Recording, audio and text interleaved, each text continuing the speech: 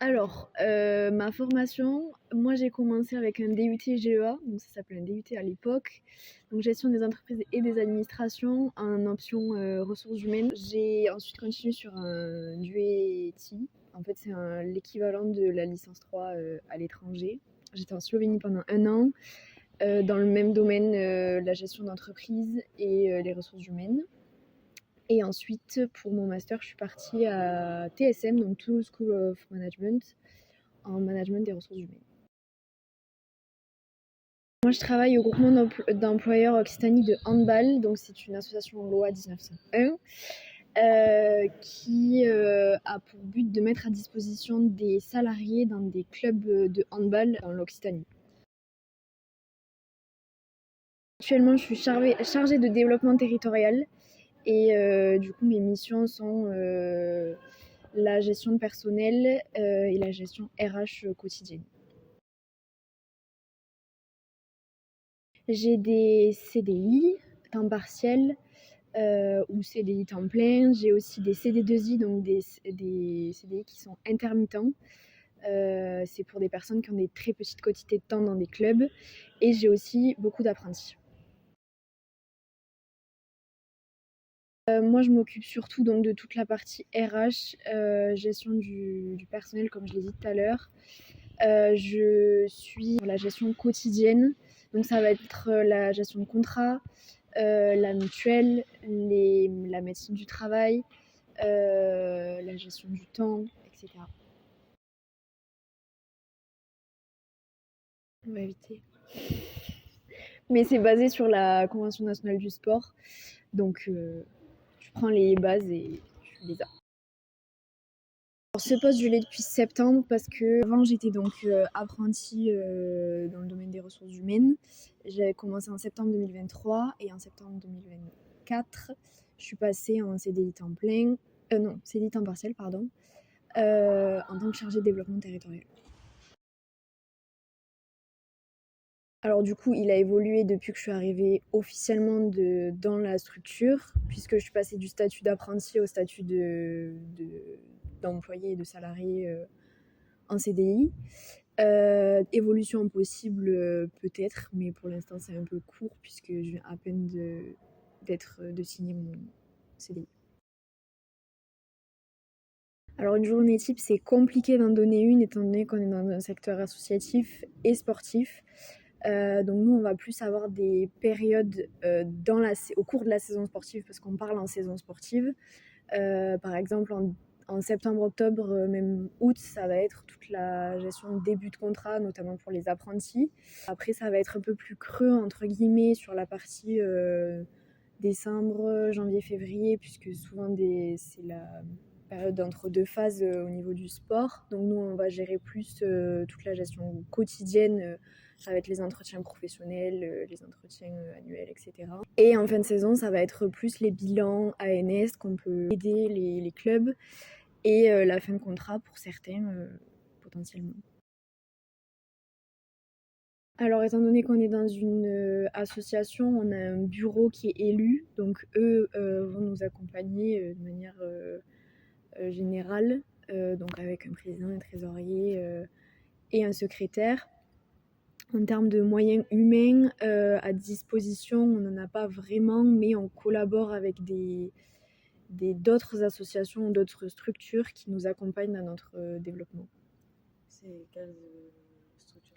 Alors nous, on en a plusieurs, notamment le CRGE, donc eux, c'est le centre de ressources des groupements d'employeurs, pardon, qui eux nous accompagnent sur le développement et comment bien évoluer et les axes, par exemple, de communication qu'on peut avoir. Et après, on a toute la partie gestion de paye, où là, on est accompagné par un cabinet pour faire les fiches de paye, pardon.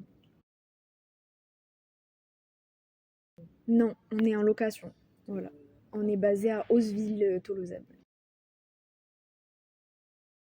Alors nous, c'est ordinateur, téléphone portable, bureau, voilà, surtout. Et là, on vient de signer un partenariat pour des équipements habits.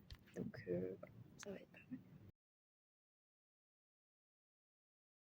Du coup, moi, je gère la gestion quotidienne du, du salarié. Donc, le salarié, dès qu'il va m'appeler, je vais pouvoir lui répondre sur les questions de formation, de gestion du temps, sur son contrat, sur ses absences.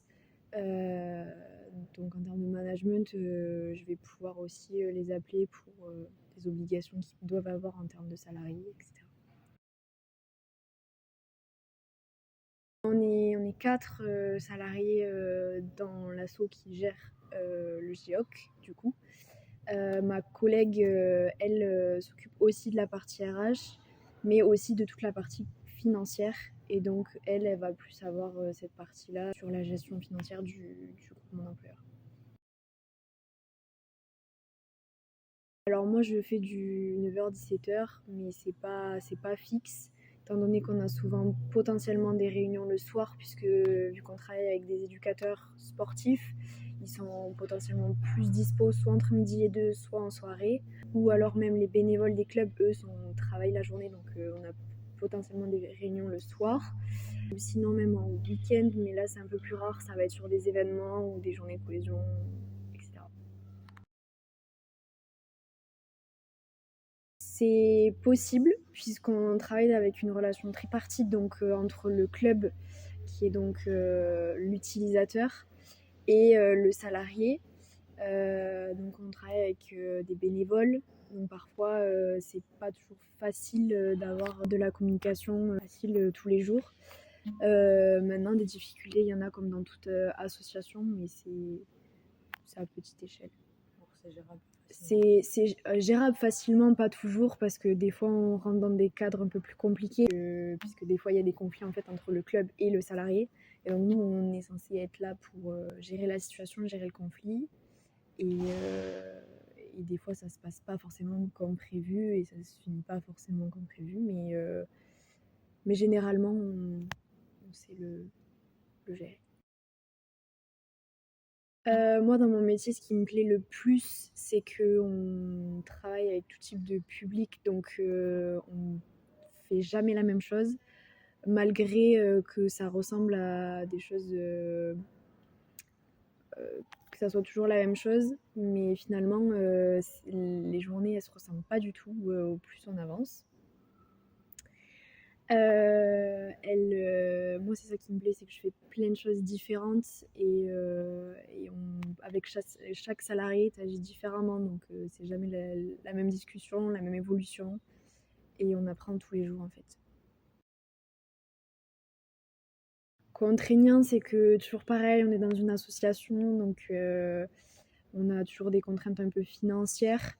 Et cet aspect où on a beaucoup de charges de travail parfois. Ça dépend les périodes, mais il y a des fois où c'est assez lourd. Et on se retrouve à être un peu sous l'eau et à gérer les choses dans l'urgence parce que ça n'a pas pu être fait avant ou parce qu'il y a eu des soucis de communication avant et donc du coup forcément ça a impact sur le travail derrière. Mais globalement, à part ça, c'est maintenant qu'on le sait, on a juste à s'adapter. Oui, surtout quand on a l'habitude déjà d'être dans une association et de pouvoir gérer ce genre de soucis, c'est une qualité qu'il faut, en tout cas dans ce métier, l'adaptation permanente.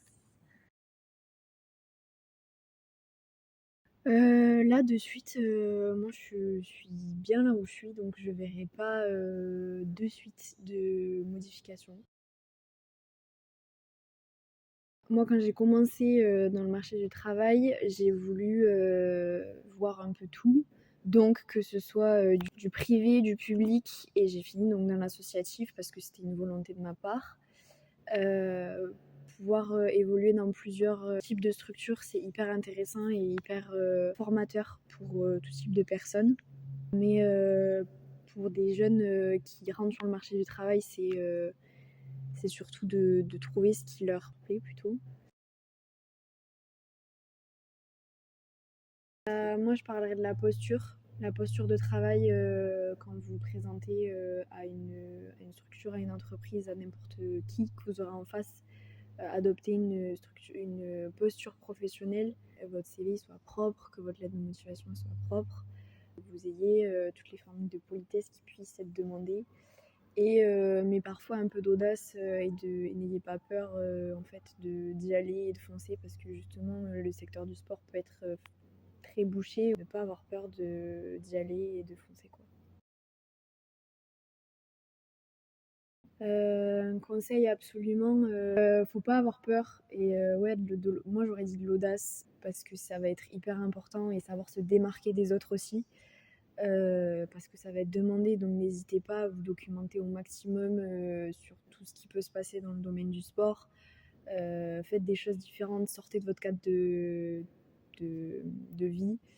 Parce que en fait, plus vous apprendrez autour de vous, plus vous allez avoir des compétences et des connaissances qui vont être hyper intéressantes sur un CV ou qui peuvent jouer en votre faveur dans le marché du travail, quoi. En fait, c'est hyper varié. Il y a différents types de personnes. Il y a les personnes qui sont en STAPS, qui sont là plus pour la partie sportive. Il y en a qui sont là plus pour la partie éducative. J'en ai pas rencontré énormément de STAPS qui finissent, mais c'est toujours des personnes qui sont très déterminées et qui sont motivées par ce qu'ils font. Maintenant, je pense qu'il faut encore plus de motivation et ouais, d'envie pour pouvoir arriver au bout de ce qu'ils veulent. Et n'hésitez pas à aller en master, aller vous former parce que c'est comme ça que ça fera la différence. Alors, ça dépend le besoin qu'on a parce que du coup nous, on a plusieurs types de contrats et on a plusieurs types de salariés. Donc on va avoir les salariés qui sont éducateurs sportifs ou éducateurs de handball.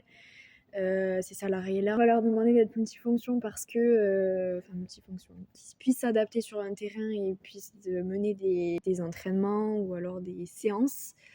Mais il faut qu'ils soient aussi à l'aise sur la partie administrative parce qu'il ne faut pas le laisser pour compte. Donc il va y avoir toute la partie développement, un peu de partenariat, de la communication, etc. Et on a aussi, nous, des personnes qui sont juste dans la communication dans le marketing. Où là, on va pas leur demander du tout les mêmes choses. On va leur demander beaucoup plus d'ouverture d'esprit, d'admin et de management sur toute la partie communication et sur la planification aussi. Voilà, donc en fait, ça dépend le poste qui est demandé. Ça s'adapte aux besoins aussi qu'a le club ou le comité. En tout cas, pour être salarié, oui, c'est pas des formations obligatoires, mais l'obligation est d'avoir une carte professionnelle. Normalement, vous, en STAPS, vous l'avez à partir de la deuxième année. Vous êtes éducateur sportif, pardon. Du coup, vous pouvez exercer et être rémunéré. Après des formations, tout dépend le poste, toujours pareil. Mais quand vous êtes éducateur, quand vous devez animer des séances avec des jeunes, là vous devez avoir la carte professionnelle. Par contre, pour des personnes qui vont être dans la communication, là il n'y a rien qui est demandé à part une formation évidemment dans la communication, donc ça peut être une licence ou un master. Par contre, dans le monde du handball, on a des obligations pour certaines catégories, c'est-à-dire que si ça dépasse la catégorie moins de 13, il faut le T4 éducateur de handball. Et donc, du coup, c'est une obligation pour pouvoir exercer en compétition. Non, pas forcément. J'ai rien en tête. Merci beaucoup en tout cas. C'est très sympa.